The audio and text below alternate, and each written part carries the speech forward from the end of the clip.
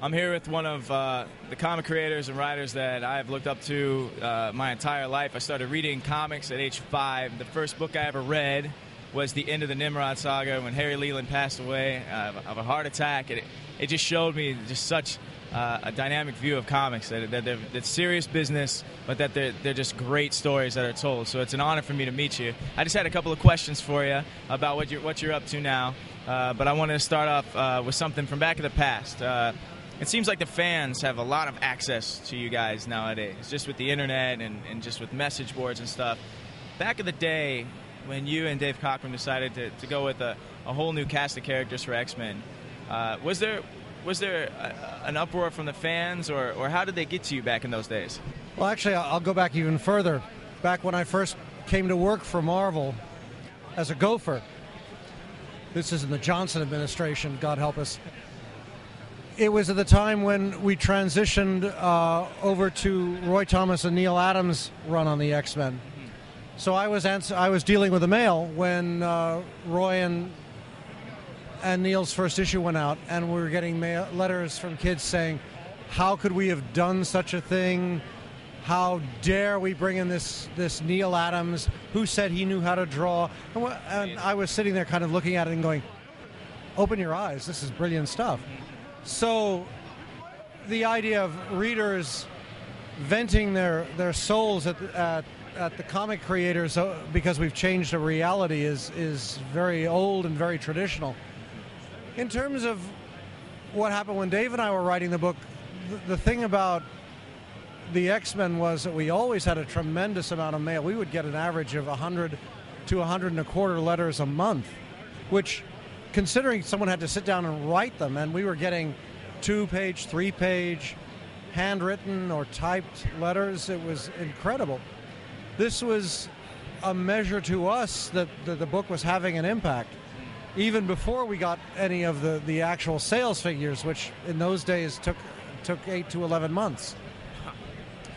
So the reader response was perhaps less instantaneous than it is on the net, but on the other hand, taking the effort to actually sit down and write and knowing that it's there and someone's going to get it leads to people thinking twice about what they say and how they say it, and you come up with a more literate, sometimes a more literate and more eloquent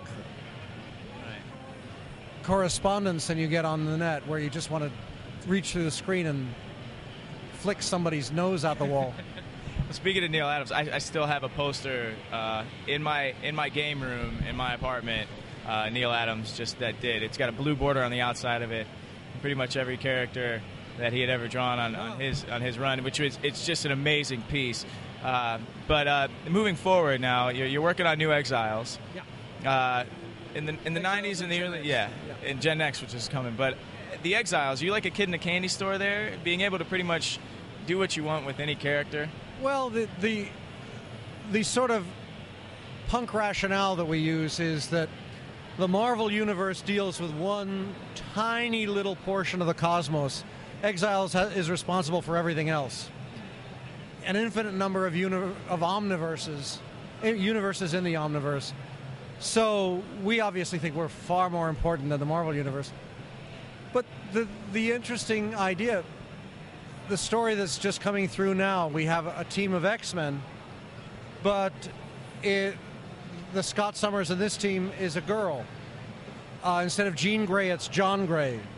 Beast is Hank McCoy, but he's a beast. We can fly, and the school is run by Emma Frost, not Charles Xavier. So it's a different thrust on the heroes, and it's a world where the British won the Revolutionary War, but 10 years later the French won the Napoleonic War and evicted the monarchy from Britain. So they fled to the United States, fled to North America, settled there, and now 225 years later, the war is still going on. So it's all sorts of interesting possibilities.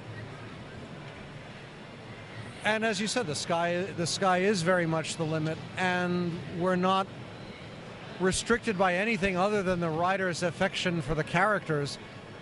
to do all sorts of horrible things to them. Now, speaking on the affection of the characters, you brought Sage, you brought Psylocke with you, and you introduced the new Kitty. Does it have anything to do with, say, Extreme X-Men when Psylocke went away, and then Dead is declared, and it just seems like you have such a passion for those girls. Do you not trust them in the hands of anybody else, or do you just love writing them so much that you want to keep them with you right now? I mean, if I had my choice, I'd have taken Gambit and as well. I mean, it's just, but being unable to, we reinvented him. I mean, the nice thing is that you can take a character, the concept of a character, and turn him inside out and come up with maybe something better. And in this instance, we have a Gambit who actually has real parents, but they're Sue Storm and Namor. And oh goodness, the Namor in this world is black. So we're throwing everything at the roof, seeing what sticks, not caring if it does or doesn't, and playing with it anyway. That's the adventure and the excitement of Exiles, is that literally, in terms of the characters, all bets are off. We can play, we can entice, we can fascinate, and the frustration is in 4 issues we're out of there, which drives me crazy as the writer, and I hope it drives the readers equally crazy, because we want to create worlds and situations and characters that they want to see what happens next, and if we go away, they want us to come back. Well, it kind of brings a real danger back to it as well. It's kind of, I think so. There really is an idea that these characters that you're introduced to, that you fall in love with very quickly, could go away just as quickly. Well, or worse, have tragic things happen to them. I mean, we're doing an arc where even though Kat looks like Kitty and acts like Kitty, she's not, and we're about to find out the levels on which she isn't in fairly short order, and will that make a difference to the readers? I don't know. Well, hopefully they might entice her more. The same with Mystique being Mystic. Is he the same? Isn't he the same? Where are the differences? Where are the similarities? My problem is I'm getting to the point where I like the cast far too much, and I'm reluctant to do anything lethal to them. Well, sometimes it's more interesting, just like, Sometimes you sort of figure... I mean, we had a plan to do something awful to Kat, but then Joss beat us to it, the swine. It's very annoying.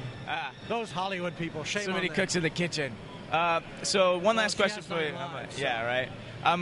I want to let you go. I know you've had a long day and everything. I just have one more question. It's just with so much time spent of your life writing and developing characters, is there anything outside of comics that you have a big passion for? Anything in television or film, or just a hobby outside of life? Well, I mean, I'd love to, I've always had a fascination and a love for television and film. The problem is I'm on the wrong coast. Always a disadvantage. Yeah. But, for example, I'm doing a series in France, which is mine, which is historical fantasy romance set in the 8th century. So it's a totally different head. Working on another project that's pure science fiction. Group of characters in 1899 celebrating the new year and run into aliens, and things get crazy from there on. The problem is not having ideas. The problem is finding someone. If you're talking about graphic art, finding an artist to work with, and then finding a publisher who'll pay enough that will justify both of our time, and then finding the time to write the novel, and then finding the time to deal with the kids' homework. And oh yes, take my wife out to dinner because I owe her for Mother's Day. No, it's if the days were 48 hours, I might have a chance at keeping up. On the other hand, it keeps me from getting bored. Well, we'll look for more things down the pike. It's a pleasure and an honor to meet you, sir. All right, the joy is mine. Enjoy the rest of the weekend. Thank you very much.